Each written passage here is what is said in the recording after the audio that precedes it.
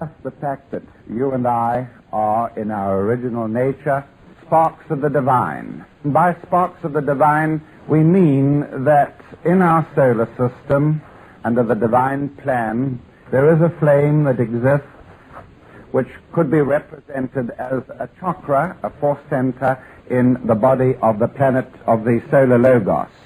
And I pointed out that you and I can exist as monads or sparks of the divine, which are either manifest or non-manifest.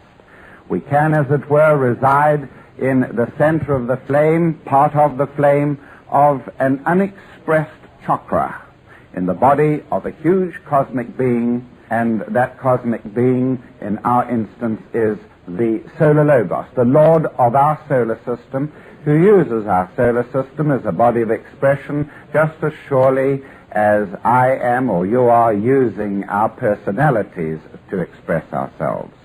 Now, what we have to understand is that just as we have in our bodies force centers that are not expressed, for average man, the ajna center is just a tiny little round globular area, probably no larger than that of a quarter piece, and it needs to be opened. It needs to express itself.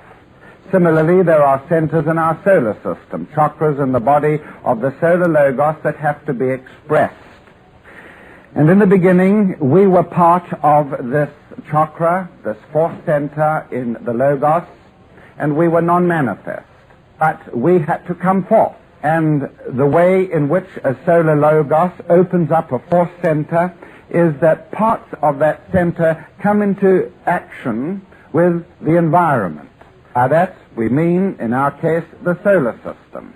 There must be interaction of the monads with the solar system, and we traced the descent of the monads as they manifested themselves from the divine flame and began to put parts of themselves out.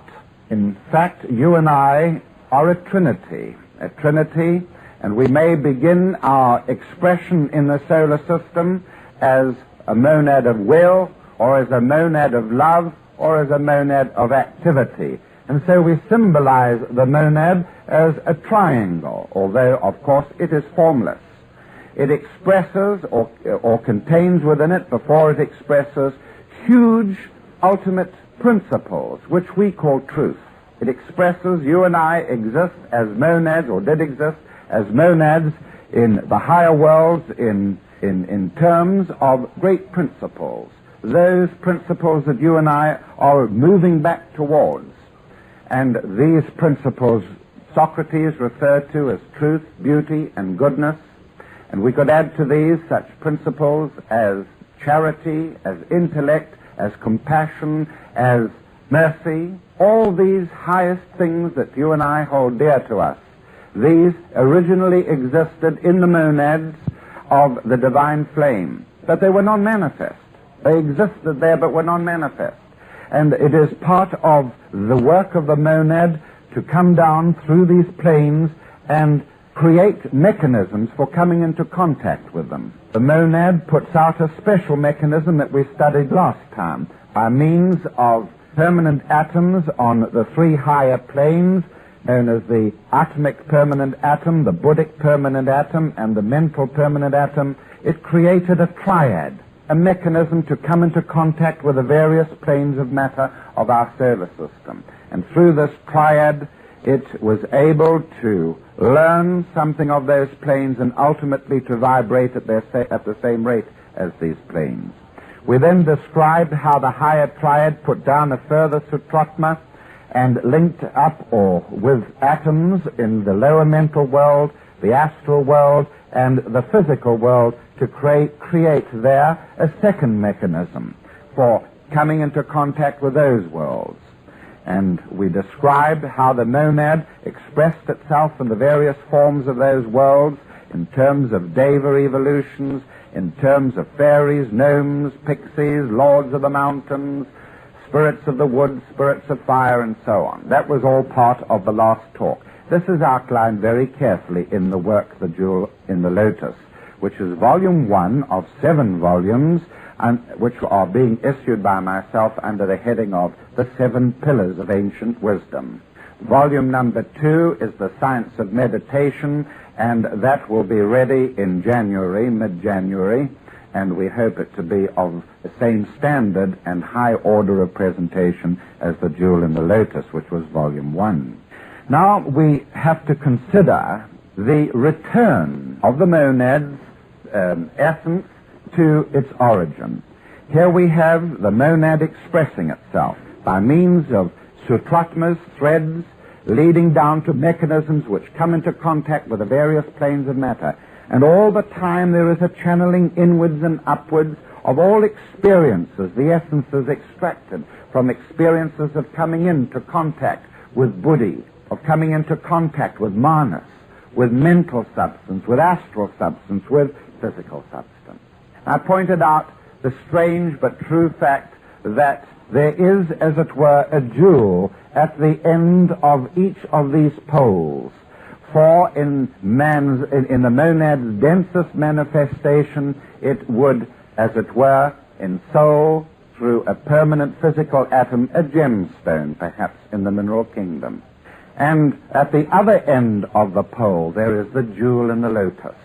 And the jewel in the lotus is, as it were, the concretion, if we could use such an abhorrent term, the concretion of the 3 permanent atoms of the higher triad. And we eventually go, as it were, return through these atoms back to the monad. Now, tonight I'm going to be concerned with the path of return. I'm going to skip a gap that exists here where you and I, as monads, older monads than those who were just beginning this long journey, you and I expressed ourselves not only in minerals but in plants, and here we use the mechanism of the group soul, and in animals, and here again used the mechanism of a group soul, but containing less and less souls in each group, as it were, progressively as we moved into the human kingdom.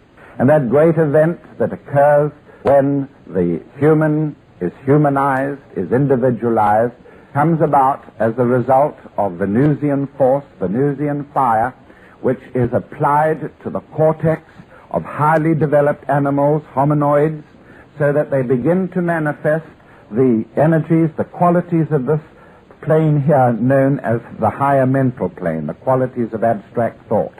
And so, bringing us up to this stage, we talk about a personality of man. A personality of man. Man who is individualized. Man who is capable of functioning to some extent in this plane here, the plane of higher mentality. We talk in the opening of the third eye of ways in which man tries to reach his higher nature. His higher nature, which could be expressed, if you wish, in terms of an image of himself, the soul, for the moment anyway. And he has to build an antakarana in what we call meditation to reach his higher nature. All of this seems abstruse until it is broken down into drawings, into carefully annotated diagrams, and then when it is studied, brooded upon, we begin to understand what we have all been. I'm concerned tonight here with the process whereby we overcome, as it were, a no man's land. You know, there are always no man's lands which lie between us and higher consciousness. The moment that we achieve a higher state of consciousness, there is always a no man's land beyond that. And no man's lands always seem to be abstruse and difficult to comprehend. They are for the scientists, they are for the artists, they are for everyone. A no man's land is a difficult area. And for us, we have to learn by means of an antakarana, which we build from our personalities. We have to penetrate this no man's land. It is as if this antakarana, which has its counterpart in physical substance in the vagus nerve, we have to begin to interpret this no man's land of what is known as higher manas. And by higher manas, we talk about the 3 highest subplanes of the mental plane. These strange highest subplanes of the mental plane. You and I function very well in the lower four. The lower four planes here of the mental, and we call this active intelligence. We learn to use the lower four planes very, very easily. We learn such things as competition, and we learn such things as expressing ourselves in diverse activities. And the region of these four planes is one in which the fifth root race, our own, do very well. But when we stopped to come to the frontier of man's consciousness, we are concerning ourselves with three higher planes. We are concerning ourselves with the formless. We are concerning ourselves with new dimensions. And it is indeed a frontier. And we have to build, as it were, an instrument, a bridgehead to take us into that world. Socrates described it as the world of ideas, and this is true. For he said that ideas lie behind, as causes behind everything that we see in this world, and that is true. And so if we would penetrate the higher three subplanes of the mental plane, if we would penetrate that, we have to build mechanisms to do it. And this is the antakarana, which we construct in meditation. But we also need to know what lies there. It isn't a complete, as it were, void to us, what lies in those higher planes. We have had religions down through the ages which tell us about the furniture of inner space, the furniture of those higher planes. We have had Buddhism, the religion of enlightenment. We have had Christianity, the religion of devotion. We have had Sufism, the esoteric counterpart of Islamic religion. We have had Zen. We have had every conceivable manifestation of religion in terms of the seven rays, seven-ray expressions of divinity. And all we know is that ultimately,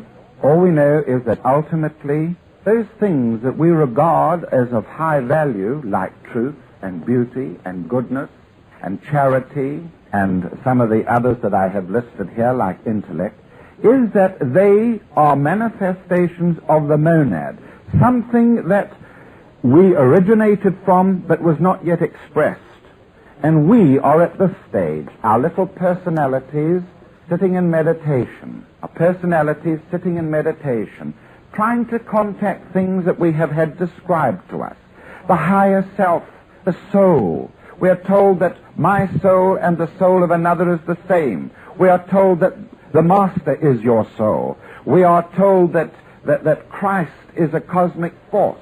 We are told that by Pythagoras that all these extraordinary symbols in the higher are very confusing. And for we're trying to do, sit there like fools, trying to work out what on earth we are sitting there for.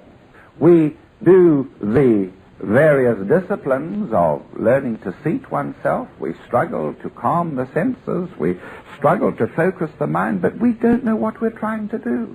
And so today I have chosen probably the most difficult subject that I could choose, because I know many of the faces here. I know that you know that I am struggling with this frontier as much as you do. You struggle with it. I know that you're prepared to say, even if we don't understand him, we know that he's got a reasonably good brain and he must be on to something, and if I can't explain it, well, you will be kind. So I'm going to try and explain it. I'm going to try and explain this world.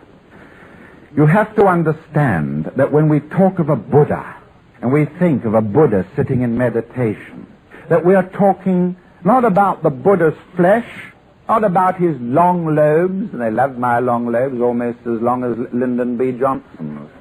When we talk about a Buddha, and when we talk about a Christ, we're talking about principles, emanations that are coming from this force center, this chakra in the solar logos, emanations of him. Christ is a principle. And so I'm going to say that of these many emanations coming from the monads, who are all sparks of the divine, of all these emanations, they manifest to us in various ways. At the highest possible level, we talk about Kumaras, Buddhas, Christs. In fact, these are only attempts by the human mind to come to grips with these high principles of truth, beauty, goodness, charity, compassion, mercy. And we give them human forms. We talk of them as Christ, as being a man-like being of incredible splendor, yet a cosmic force. And in fact, at this level, they are only energies. They're only energies. And I'm not limiting them. I'm glorifying them. I'm saying that energies stream out of the monads or stream out of this chakra. And those energies manifest in a plane below as Buddhas and Christs. And they are a modification of the monad, the qualities that exist there. Even the Buddha is a modification. Even the Christ is a modification of incredibly pure energies which exist in the highest level, the monadic plane and the plane of Adi.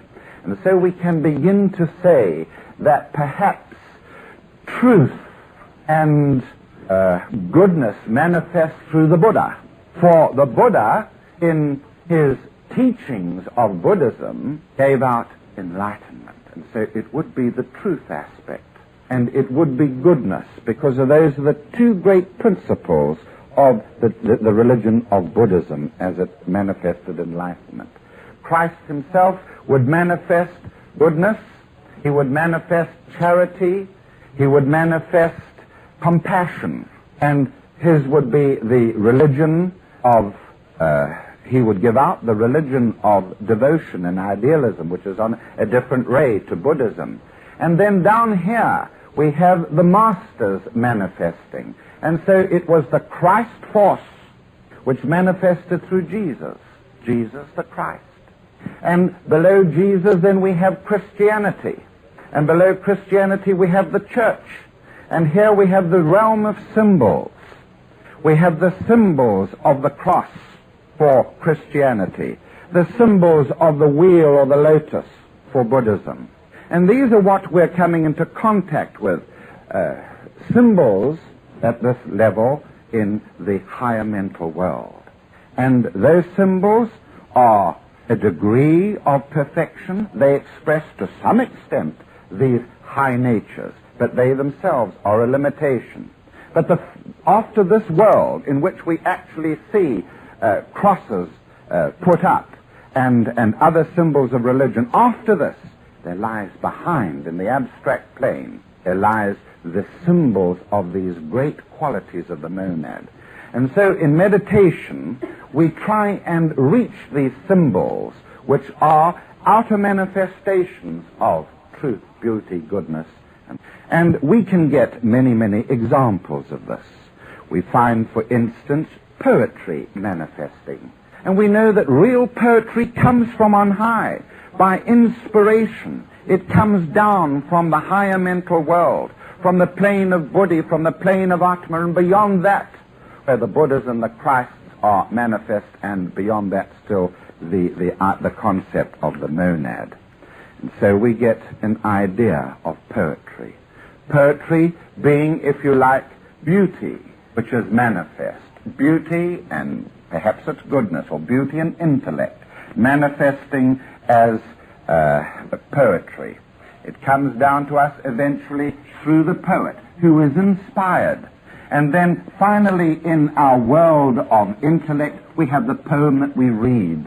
And all the time, these beautiful principles, these high principles, have to be modified for us, so that in the lower planes we read poetry, we hear the music of the composers, perhaps the quality of reverence is passed down to a sixth-ray master, and the sixth-ray master inspires a composer to do with reverence, like Handel.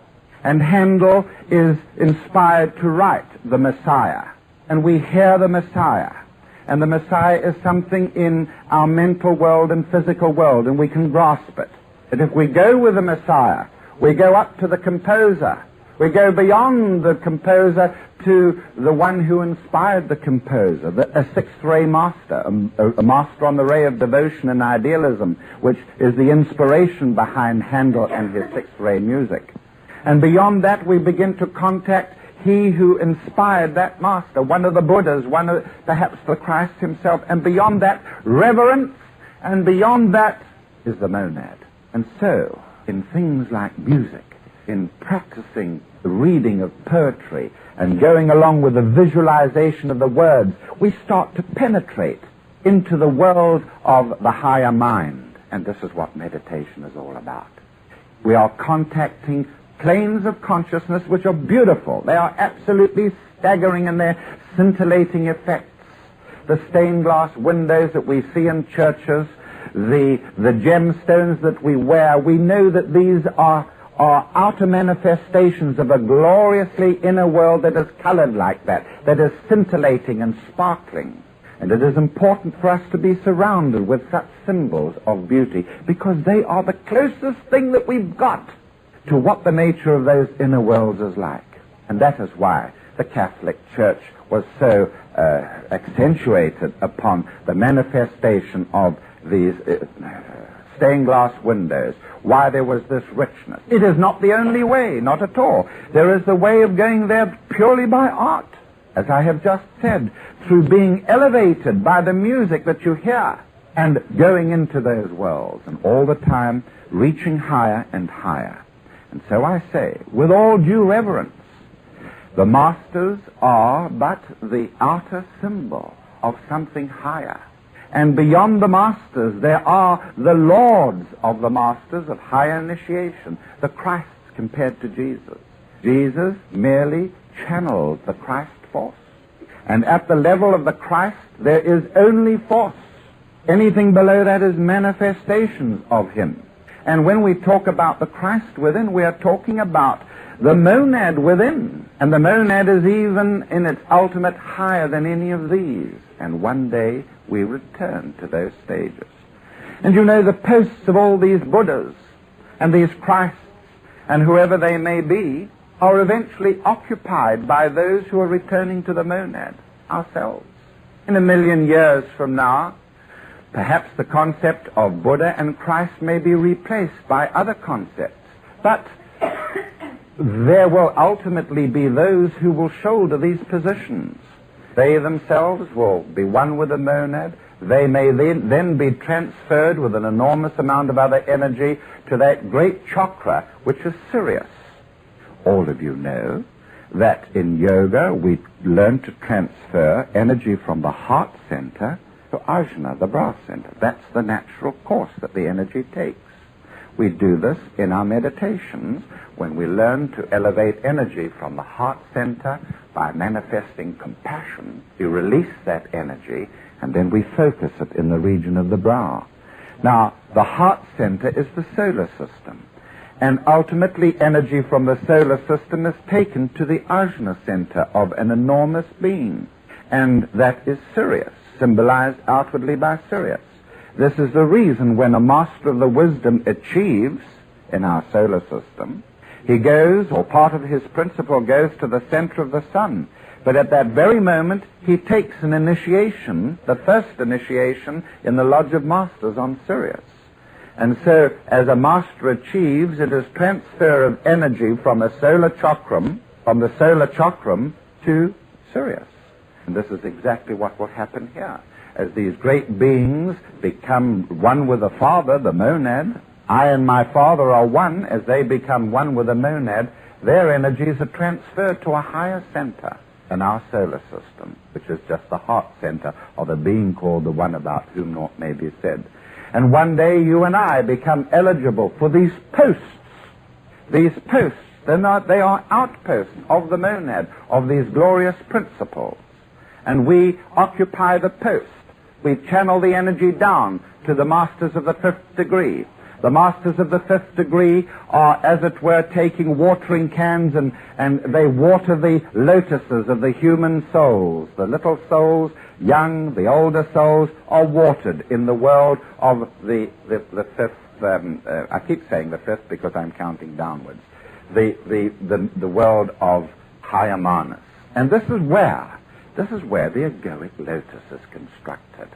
And if you said, well, if the symbol of a pyramid represents the energy of love wisdom streaming down into our planes, it's channeled from the monad ultimately through pyramidal shapes down into our world as love wisdom, what then is our shape in the fifth plane, or the plane of higher manus? What is our shape? Our shape at that level of awareness is a lotus, the Egoic Lotus. The Egoic Lotus is ultimately experienced. And when you and I learn to synchronize the three great chakras in the head so that they create an overlapping part, which we call the third eye, a point of single consciousness, we eventually are confronted with the Egoic Lotus. It is above us as if it were a canopy. The umbrella is a very, very useful mechanism for keeping rain off us.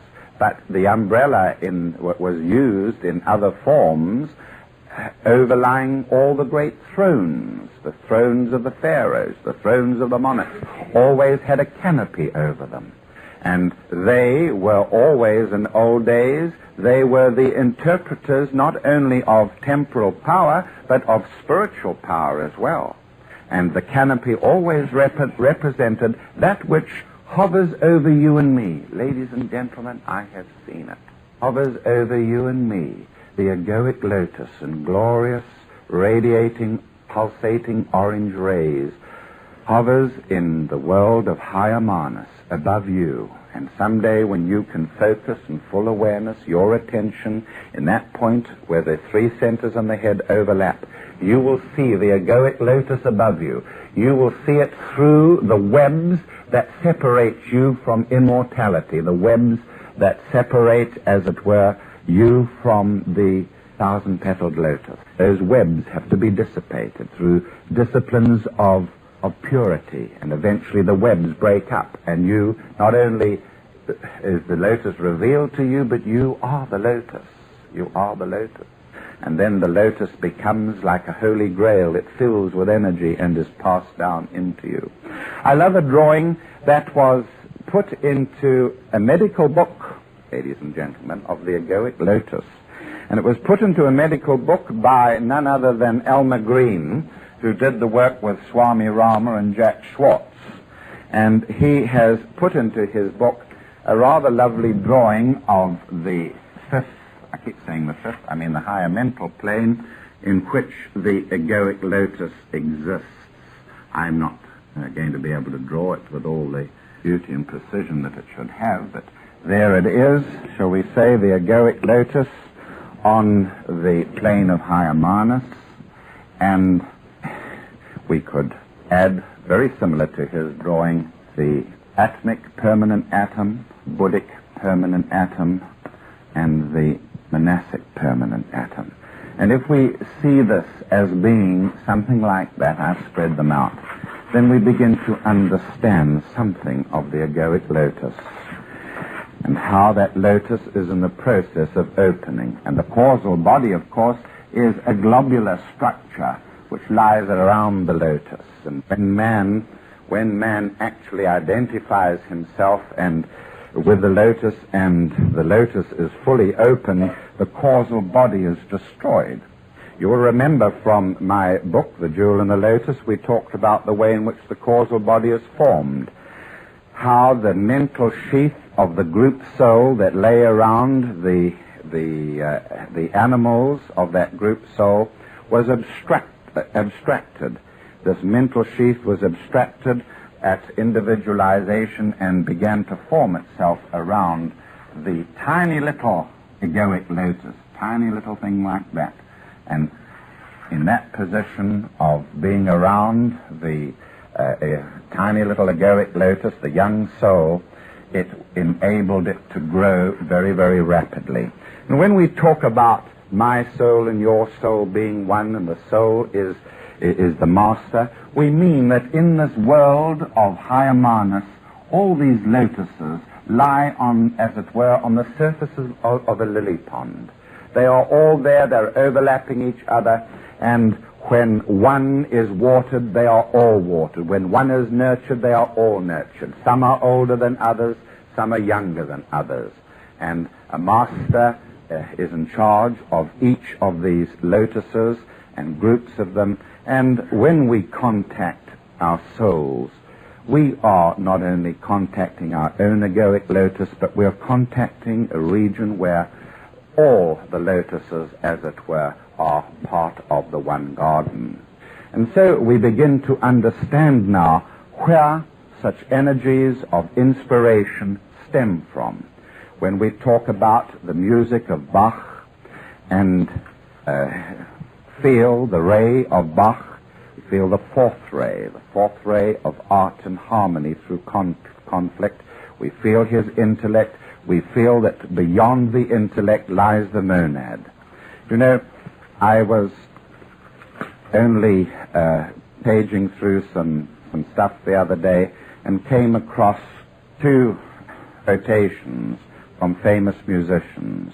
Beethoven said of his music, he said, "All I have to do is to write it down. It comes through me." How would that be possible? I mean, the person that could describe the music better than anybody would surely be Beethoven. He was the composer.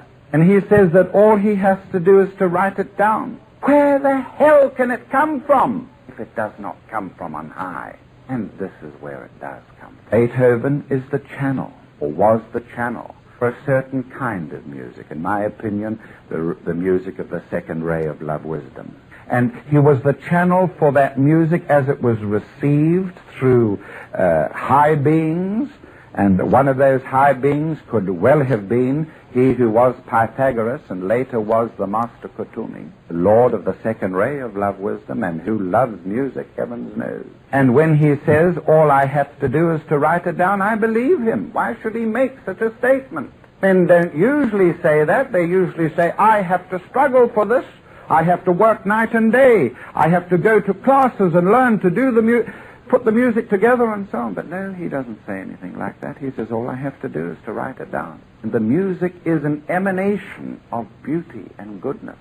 And it is channeled down through the Buddhas or through the Christ, through the masters of the second ray, into the mind of Ludwig van Beethoven. Then we switch to Mozart. What does Mozart say? The process of creation of music is like a vivid dream to me. The process of creating my music is like a vivid dream. Where does the dream come from? It comes from on high. And he is used as an instrument of these high beings who are in turn manifestations of the monads. And the monads are the expression of the flame divine. So, ladies and gentlemen, when we begin to meditate, and we are told to meditate on the apex of a pyramid, or we are told to meditate on a five-pointed star, or this or that, we begin to lose touch with sense and reality. That is true. We don't want common sense. We want higher sense. But don't think that these are subterfuges. These symbols are the best possible expression. Truth and beauty and goodness and compassion can reach us through.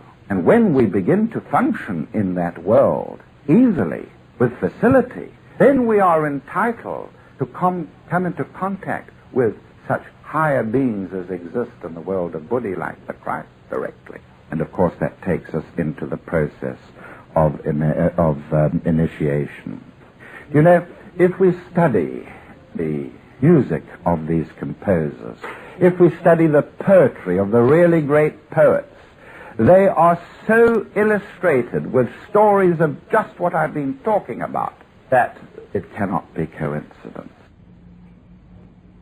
Listen for a moment to Wordsworth describing the background of a person incarnating, the background of monadic nature, his glorious higher nature, in his odes on intimations of immortality. Our birth is but a sleep and a forgetting. The soul that rises with us, our life's star, it hath had a being elsewhere. It has had its setting, and it cometh from afar. Not in entire forgetfulness, and not in utter nakedness, but trailing clouds of glory do we come from God, who is our home. Heaven lies about us in our infancy. Story is all there. It is just that. We come from God, and He is our home, and we are all going home. Our theosophy and Rosicrucianism, Buddhism, Hinduism, all tell the same story, that we have come from that home and we are going back there. The difference is that the monads, you and I, will take back, as it were, the splendor, the essence of our contact with all these planes that I have been describing.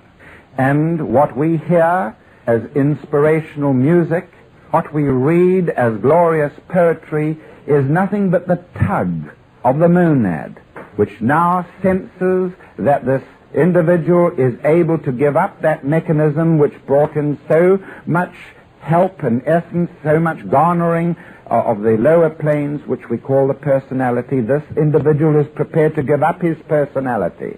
And the monad begins to pull, and he does it through inspiration. And when a savage reads a poem, or when a man in the street reads a poem or hears a concerto, and is not stirred by it, he is not ready. And how else would you expect it? Must the monad express itself as electric fire with a shock in every one of us? It does, and some of us who are fire gods, some of us who are on the fifth ray or the first ray of will and power, the fifth ray of, the same as the lords of flame, we feel the fire.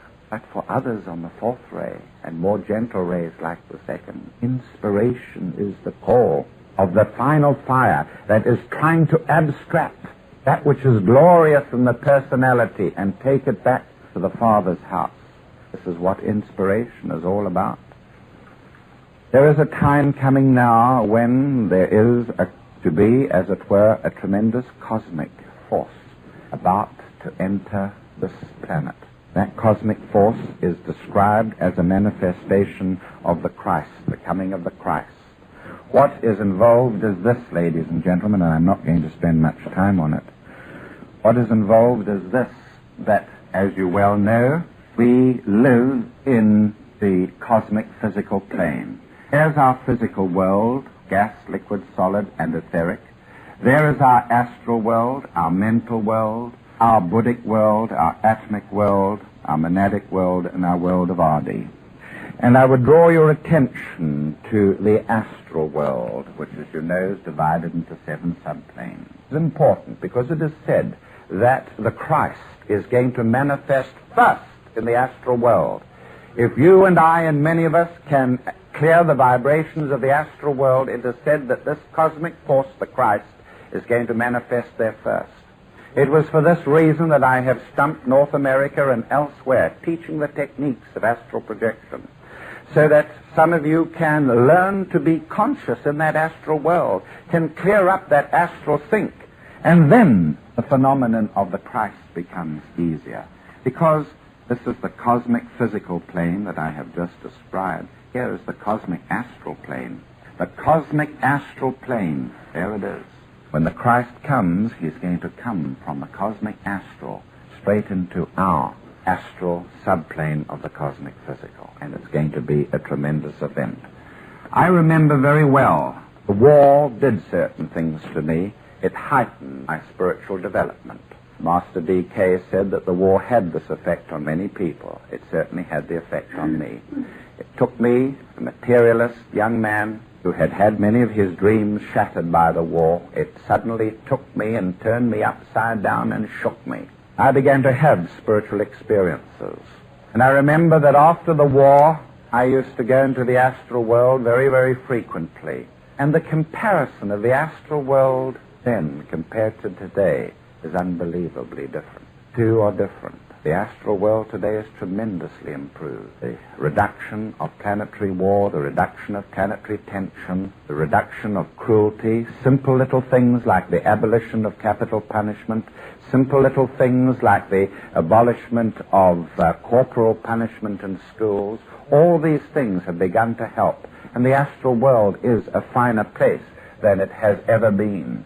And we know that this is in due preparation for the last 25 years of this century, when that great force, the cosmic force of the Christ is going to enter the astral world, and 5 masters will attempt to carry that force and manifest it on the earth during that period of 1975 to the end of the century.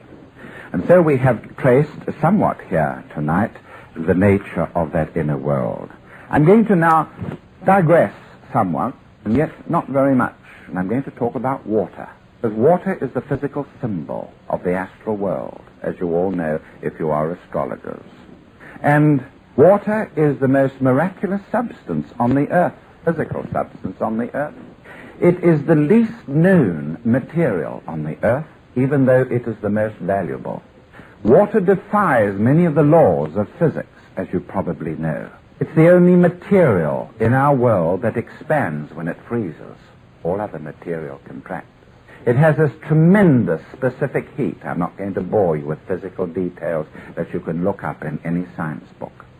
Water is an extraordinary material. Now we're beginning to find that water is not only extraordinary in other ways, but that it has properties that we never dreamed existed. For one thing, it is commonly believed today that the water in that mug there, or whatever you like to call it, is a single molecule. It is a single molecule. What do we mean by that? We mean that it is one piece.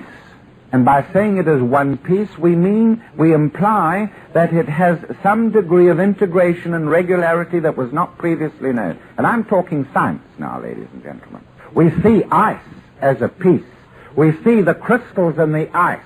And we say, yes, we can understand that water is one piece, one molecule, one crystalloid structure. Accept that. But if you look at the walls of this room, just by chance, you will see the structure of what could be regarded as snowflakes, the structure of snowflakes. And when snowflakes fall, they fall never in the same pattern, ever repeating the same pattern. They all have different crystalloid structures. And look at those flakes. They are just the sort of symbols that you would expect to find in the plane of the abstract, that which I have been talking about all night. Study the millions and millions of snowflake patterns, and you have an idea of what that plane is like. We're beginning to find out today, ladies and gentlemen, that water is a crystalline pattern. Water is a crystalline molecule.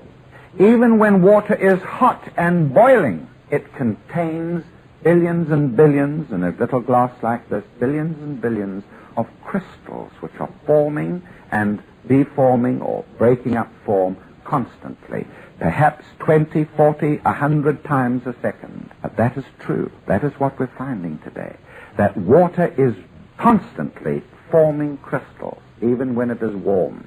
Crystals very, very similar to those that I have just described. Now, one of the miraculous properties of water is, of course, its ability to hold spiritual energy. Ability to hold spiritual energy. We all know that water can be blessed. We all know that the water of Lourdes fountains had something very, very different to other water. It had healing properties. And so on and through. In my book, The Jewel and the Lotus, you have seen the effect of tap water blessed by a priest in the Church of England, and how that water was photographed by the Delaware cameras and was shown to irradiate energies of the cross, which was what he held in his mind, visualized in his mind when he blessed the water. And so, water is important to us because it is 70% of the body. 70% of the human body is water. And it contains all these patterns, these shapes. And you and I have learnt from our previous instructions that all shapes are accumulators of energy. All shapes are accumulators of energy. We have learnt, and you can see it in the Jewel and the Lotus, that the pyramid accumulates the energy of love wisdom, the second ray. We have learnt that the sphere is an accumulator for the energy of will and power. We have learnt and observed that plane that I was drawing there of symbols. We have learnt that the cube accumulates energy of active intelligence, the third ray, and all the properties of the third ray. So we see that man's body is an accumulator and storer of myriads of types of energies. Is it any wonder that Paracelsus said that the blood is a very special fluid, blood being 98% water? Indeed, this is so. Our own blood, the water of our blood, is a reflector and an absorber of energies from on high. And before we have our break, I merely want to point out that although a lot of what I said here tonight appears to be abstract, abstruse, we ourselves are constructed at all levels in terms of energy pattern. How many times have you not heard me say, never regard yourselves as bodies. Never think of yourselves as a physical body or as a vehicle. You are nothing more than an electrical phenomenon. You are nothing more than accumulators of energy. And what sort of energies you accumulate depend on how you conduct yourselves. How you conduct yourselves in the world, the food you eat, the way in which you have relationships with other people. All this decides your purity. And the effectiveness of your purity is to produce in you manifestations of electrical patterns in the shapes that I have described. When we talk of meditation, we draw energies from the symbols that we are told to visualize. And we draw energy from those symbols which are but the outer manifestation of higher forces. And in meditation, by visualizing these symbols, we draw energy into ourselves. And in every part of us, we have accumulators to store that energy. Whether we are listening to the divine music of Brahms or Beethoven or Mozart, whether we are reading poetry, whether we are glimpsing for the first time under a microscope structure of some crystalloid virus, whatever we do of a high nature, we are bringing down energies from symbols, patterns, into symbols and patterns in our bodies. Our own mental nature, you think in terms of our mental nature as being a gray mass of brain. Nothing of the sort. Every fool knows that everything stored within the brain is stored as electrical phenomena. The brain does not see light. The brain receives an electrical vibration which is recorded as light. The brain does not hear a sound. It receives an electrical impulse which is registered as sound. Everything that comes into us is electrical. We are phenomena. We are phenomena, and we store constantly energies within ourselves. All that needs to be done is for us to store energy of a high order, and that is obtained in meditation. We're going to have a break now. Thank you very much. You have heard me talk in the first part of the evening about the Antakarana. You have heard me in previous festivals and lectures discuss the construction of the Antakarana. I love a story, a parable, an Indian parable that so adequately describes the construction of the Antakarana. It tells of a high government official who fell out of favor with his king and was imprisoned in a tower. One moonlit night, the prisoner looked down and saw his wife far below him. She was smearing honey on the antenna of a beetle, and she then fastened a silken thread to the body of this beetle, and she pointed it upwards towards his window. Tempted by the smell of the honey, the beetle kept crawling up the wall. Finally, the prisoner caught hold of the insect, removed the silken thread, and set the insect free. He began pulling in the silken thread and found on the length of it a piece of thick cotton. And he began to pull that in and eventually found some heavy string attached to it. Began to pull that up and finally got hold of the first part of a piece of stout rope. With this stout rope, he was able to escape from the tower in which he was imprisoned. That is a beautiful parable describing exactly, as it were, the construction of the Antakarana. You have to understand that just the very commencing or the attempting of the meditation, the very first meditation you do, sets the whole thing in motion. It is the first thread, And when you persist even though there appears to be no results, then the antakarana thickens and thickens and thickens until it becomes the means whereby you escape from the prison of the lower senses, and you are drawn, as it were, towards your freedom. And freedom means, of course, linking with that which is part of you, within you, the monad. The monad. And so I say to you, always remember, the journey is the goal. The journey is the goal. It is not the jewel in the lotus. That will come, certainly, over a long period of time, if you just let matters lie and let nature take its course, or very, very soon, if you will undertake self-discipline and control of the mind. But always remember that every step that you take, that is the goal. Not where you're going towards, but the actual journey itself. And there are many, many ways in which you can learn to strengthen the antakarana. My new book, The Science of Meditation, will give many methods for strengthening this antakarana. You need to develop, for instance, intuition. You know, intuition is so important, and it is so easy to develop if you will only give it the chance.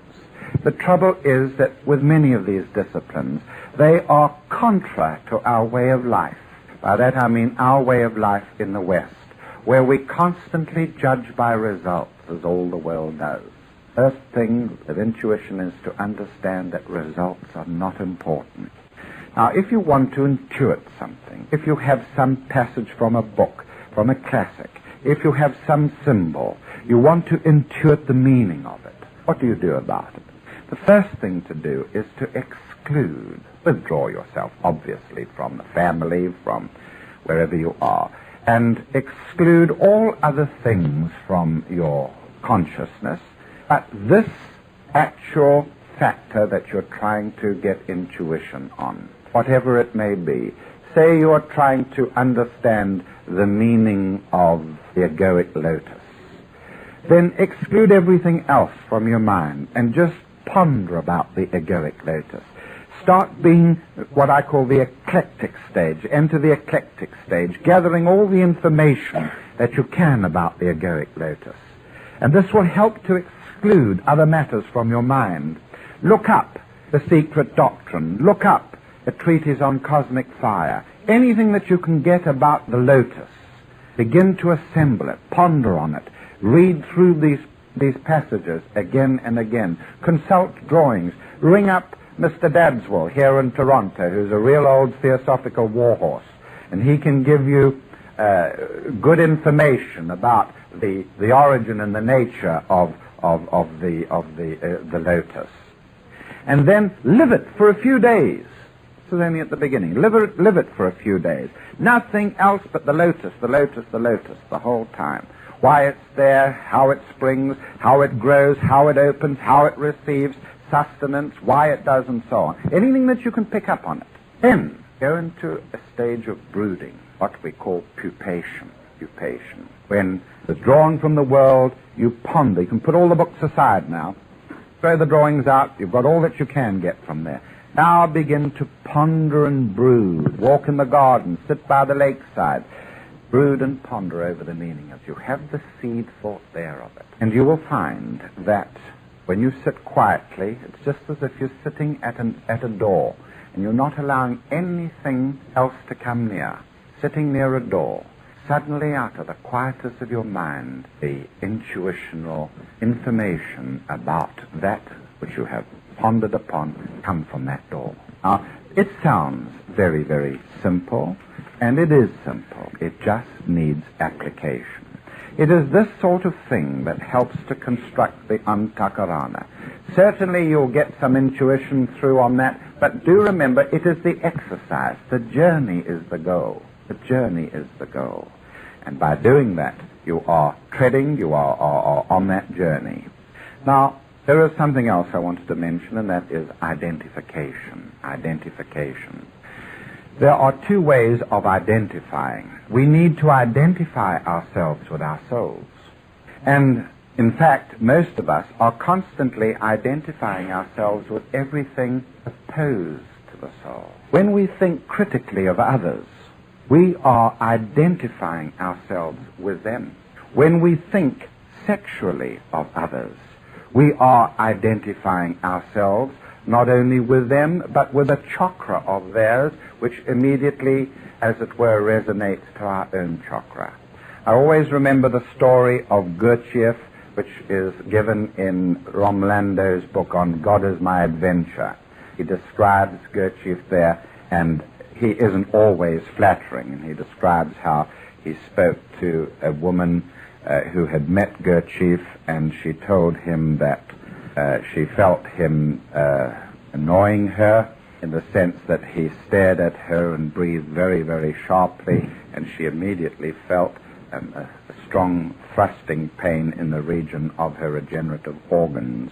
Now, I mention that because I want you to remember this through a traumatic example, that when you criticize others, when you lust for others, when you do these things, you are identifying with those things which are not of the higher nature. On the other hand, when you think compassionately of others, it brings into operation a chakra above the diaphragm, and with equal strength and potency. That's why I gave you that little story, to show you that equally so, when you feel compassion for others, you identify with them from a heart chakra to a heart chakra. It is good for them because they feel your compassion, they pick up your compassionate energy. It is good for you because if you're giving out compassion, the compassion is replaced. And there's only one place that it can come from, and that is on high and via the antakarana, and the antakarana is strengthened in that way. Always, if you don't remember anything else from this talk tonight, remember that we have to identify ourselves with that world which Socrates called the world of the ideas. Always think in terms of the 3 tiers of petals in the Egoic Lotus that need to be opened, especially the tier that you're worst at opening. Usually in this hard materialist world, it is the 2nd tier of petals, the love petals, that are difficult to open. And there are many lovely quotations which you can read from the poetry, the English poetry, the huge culture which you have available to you on the subject of love of that order which would open the petals. I am going to quote 1 or 2 here. I do love, yet have not seen the one I love. How can this be? 1,000 years ago I loved my mother, then a sister, then a brother. And a many 1,000 years ago I loved a maid, her beauty worshipped and her tenderness adored. And many centuries ago I loved my home, my land, my fellow men. I sought for love and beauty then, in art, in poetry, and in all things. Then sought the Spirit's path of ardent fire. Thus, brick by brick, the temple of my soul was wrought. And he, the Master, the Lord of love, was worshipped in it.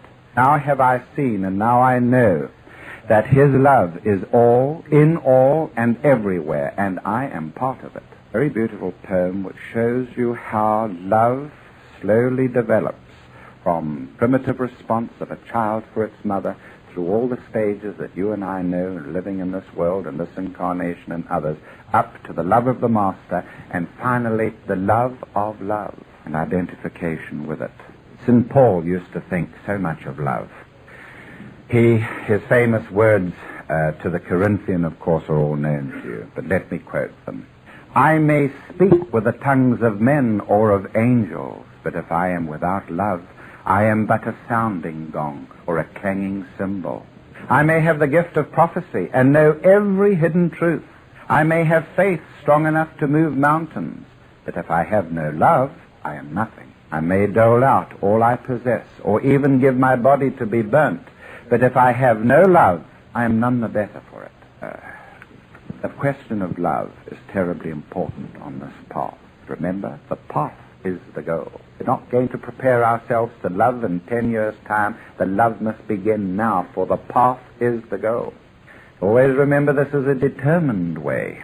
If you want to succeed, in being a spiritual force in the world, which you should be, remember two great qualities that I gave out at the last festival in my essay on courage and cowardice. The two qualities that are valued above all by the Master in the young disciple, the probationary disciple, is courage and persistence. Courage and persistence. So many of us lack the courage to stick by what we're doing. So many of us I love the story, which I'm sure you've heard me give before, the young man who came to a sage, a wise man, one day and asked, "Sire, what must I do to become wise?" The sage vouchsafed no answer. The youth kept repeating the question a number of times with like result. At last, he left the sage, but returned the next day with the same question. Again, no answer was given, and the youth returned on the third day, still repeating his question, "Sire, what must I do to become wise?" Finally, the sage turned and went down to a nearby river. He entered the water, and bidding the youth to follow him, Upon arriving at a sufficient depth, the sage took the young man by the shoulders and held him under the water, despite his struggles to free himself. Last, however, he released him. And when the youth had regained his breath, the sage turned on him and questioned him. "Son, when you were under the water, what did you desire most?" The youth answered without hesitation, "Air, I wanted air." "Would you not rather have had riches, pleasures, power, or love, my son? Did you not think of these?" queried the sage. "No, sire, I wanted air and thought only of air," came the instant response. "Then," said the sage, "to become wise, you must desire wisdom with as greater intensity as you just now desired air. You must struggle for it to the exclusion of every other aim in life. It must be your one and only aspiration by day and by night. If you seek wisdom with that fervor, my son, you will surely become wise." That applies to our path towards that higher world. It requires tremendous persistence. And it means that many, many things have to be sacrificed. This young man was sacrificing his desire for wealth in the world. He was sacrificing everything that he wanted for one thing, air. You too must be the same. If you would, in this life, in your next, penetrate those higher worlds where energies flow into you in great quantities that change your life forever. You know, I keep on stressing that the journey is the goal, and the journey is here and now. We're inclined to think, oh, well, we can wait till next year when the 25 years, the end of the century begins, or we can wait till 10 years' time when the children are grown up, or we can wait for 15 years when we've got enough money to build ourselves a retreat in the country, or we can, you know what I mean? You can wait all your lives. The journey should begin now. I love the quotation from Christopher Fry. "The human hearts can go the lengths of God. Dark and cold we may be, but this is no winter now. The frozen misery of centuries breaks, cracks, begins to move. The thunder is the thunder of the flows, the thaw, the flood, the upstart spring. Affairs are now soul sighs. Where are you making for? It takes so many lives to wake. But will you wake, for pity's sake? The enterprise is the exploration into God. Thank God our time is now, when wrong comes up to meet us everywhere, never to leave us till we take the longest stride of soul men ever took." Christopher Fry. The path is the goal. I love the words of Eloisa Wilcox, who describes two kinds of people in the world. There are two kinds of people on earth today, just two kinds of people, no more, I say. Not the good and the bad, for 'tis well understood the good are only half bad and the bad are only half good. Not the rich and the poor, for to count a man's wealth you must first know the state of his conscience and his health. Not the humble and the proud, for in life's busy span who puts on vain airs is not counted a man. No, the two kinds of people on earth I mean are the people who lift and the people who lean. Wherever you go you will find the world's masses are divided, ever divided, in just these two classes. And strangely enough, you will find, too, I ween, there is only one lifter to 20 who lean.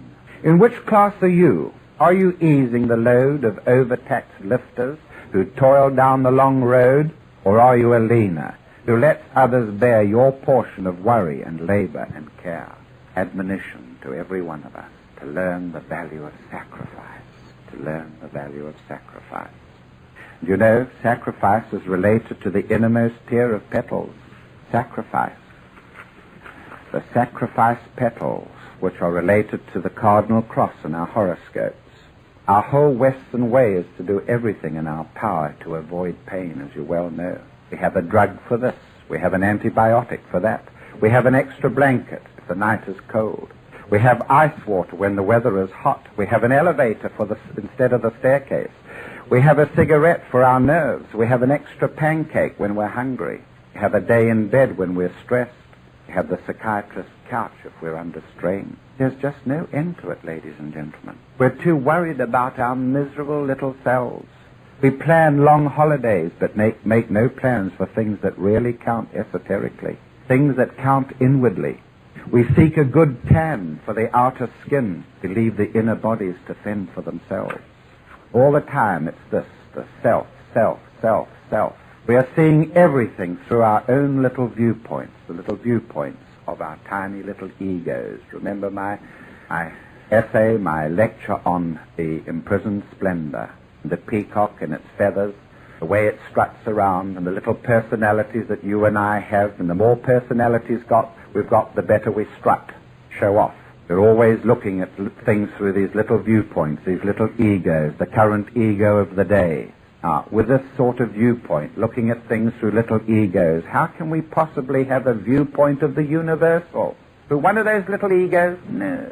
It must be through the only ego that there is that endures, that can see the universal. You can never see anything of the whole when we live in tiny little egos of the personality. We must get to that part where the personality is not supreme in order to get a holistic outlook on life, on the origin of things. Fail because we don't persist, because we don't get results. Sacrifice. We're always trying to avoid adversity. We forget that adversity is one of the great learning grounds of the world. As Shakespeare said, sweet are the uses of adversity, which like the toad, ugly and venomous, wears yet a jewel in his head. I love the lines of the great Indian poet Tagore. Let me not pray to be sheltered from dangers, but rather to be fearless in facing them. Let me not beg for the stilling of my pain, but rather for the heart to conquer it. Let me not look for allies in life's battlefield, but rather to look to my own strength. Let me not crave in anxious fear to be saved, but rather to hope for patience to win my own freedom. Independence. That is the hallmark of the initiate. That's the hallmark of the man that goes on up the mountain face. Independence. And of course there's always the problem of immortality. We are, as Count von Keyserling puts it, as immortal as our ideal. We are as immortal as our own ideal. If the greatest concept that a man has is that he shall one day be boss of the firm that he works for, or that he will be president of this or that corporation, that will be the sort of extent of his immortality. That will be the extent of his immortality. To become boss or president of his corporation, that presidency of the corporation will come to an end. Where then is his immortality? And so will I, to all intents and purposes. If I was in his place, I would come to an end. But if I know that I am part of the heart chakra of an enormous being, will that come to an end? If my ideal is that I am a spark of the flame divine, does that come to an end? The monad, your monad, my monad, has existed for 1 billion years. It is older than the hills. And so, we must have an ideal. If I am part of that heart chakra, I will endure 1,000 planetary systems, let alone one miserable existence on this planet Earth. Where now is the president of the corporation? In view of that, to requote, we are all as immortal as our ideal, immortal as our dream, if you wish. Remember in South Pacific, a little song that goes, how are you going to have a dream come true if you haven't got a dream? You must have the dream in order for it to come true. Who's going to choose the dream of becoming the corporation president when there are dreams that lead to immortality, as Wordsworth said in the quotation I gave you earlier? Reality, yes, that's what we're all searching for. We are as real as the energy we put into our ideal. It's all very well having the ideal there. All of us have got the ideals. You know that. But how much energy will we put into them? And the more energy we put into that ideal, the realer it becomes, the more strongly it will pull us towards it. How much energy do you put into your ideal? You as a soul, you as an immortal, you as a God in the making, you as a son of sacrifice. How much energy do you put into it? Just the thought of hard work sends most of us rushing away to our weekend cottages. And that usually is work concerned with keeping just our own heads above water. What about the rest of the planet that you came to the earth to save? What about the rest of the planet that you came as a monad to raise its consciousness from one chakra to the next chakra, as one sends energy in any chakra in yoga to its alter ego? What energy have you left after looking after yourself for the purpose of raising the whole planet? Some of us are inclined to forget these things when we tread the path, too worried about the fact that it's going to have to stretch our bank balance. All of us should think in terms of risks that we must take and value the risks against what the immortality is going to bring. Do you think there were no risks at that last festival? You ask the Masons the risks that were taken at that festival. There are many, many such undertakings of a world nature that you could do, that you could undertake. You sum it up just by saying that it's a case of whether you're going to join the new group of world servers, as the Tibetan puts it. You who are prepared to involve yourself in pain and sacrifice. But do remember, whether you do it in this life or the next, one day you must do it. No one can escape it. You should read that great poem, The Hound of Heaven. I fled him down the days and down the nights. I fled him down the labyrinth and ways of mine own mind. And in the midst of tears I hid from him, the hound of heaven that followed fast behind. And one day every one of you must stop fleeing from him and face him. Those great entities that channel the forces of the monad that I described earlier. No man can escape it. It will come now if you choose it, or it will come later, but it will come. This is what we mean when we talk about saving the world. The raising of the consciousness of the planetary chakra is involved. You know something of my work in this respect. I have just a splinter of that work to carry out. Some of you have helped me for it, and I shall never forget it. And you have shared in that splinter. You have your own splinters. My particular splinter has been for the last 6 years to initiate forces that will change the climate of thought on this planet, will convert it into esoteric thought so that it is easier for the Christ to come. And that is only a tiny little splinter, that it has involved me in 25 tours of North America, in 20 festivals all over the world, in thousands of talks, innumerable books that have to be written, pamphlets, magazines, esoteric research into magnetism, prophecies, and so on. And mine is only a splinter, ladies and gentlemen. Will you never come to the table of the Master? Will you never take that portion of the planetary work that he will serve to you? He waits you. Or will you always worry that you're going to suffer as the result of sticking your necks out? No one suggests that you must seek out suffering. Not at all. No one suggests that you lie on a bed of nails. No one suggests that you inflict penance on yourselves.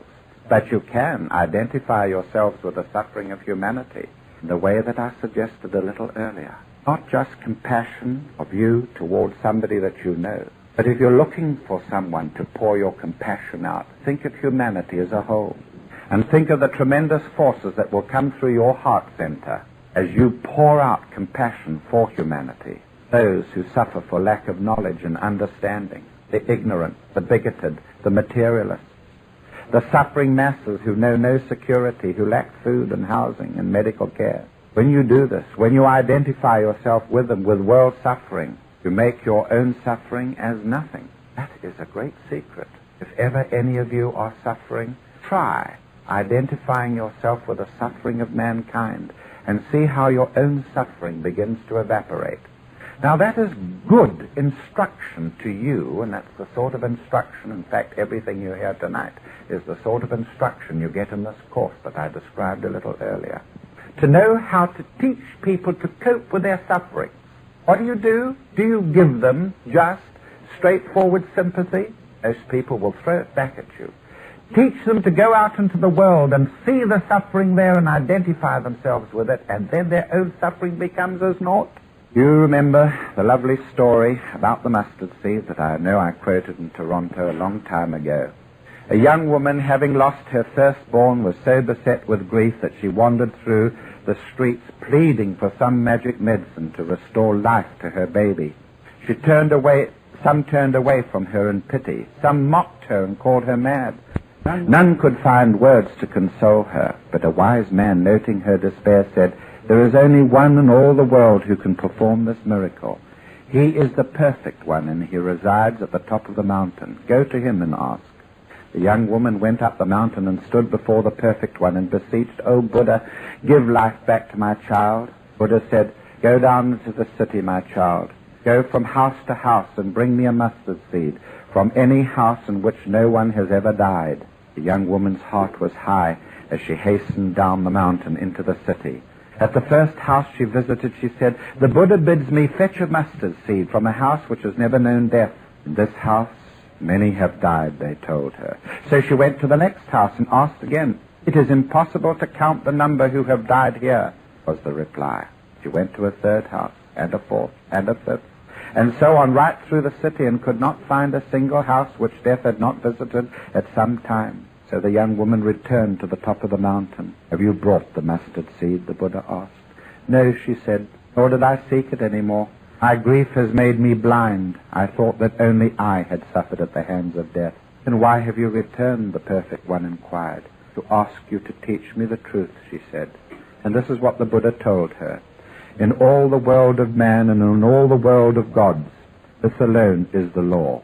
All things are impermanent, even this child of yours." Ladies and gentlemen, that's all I have to say tonight.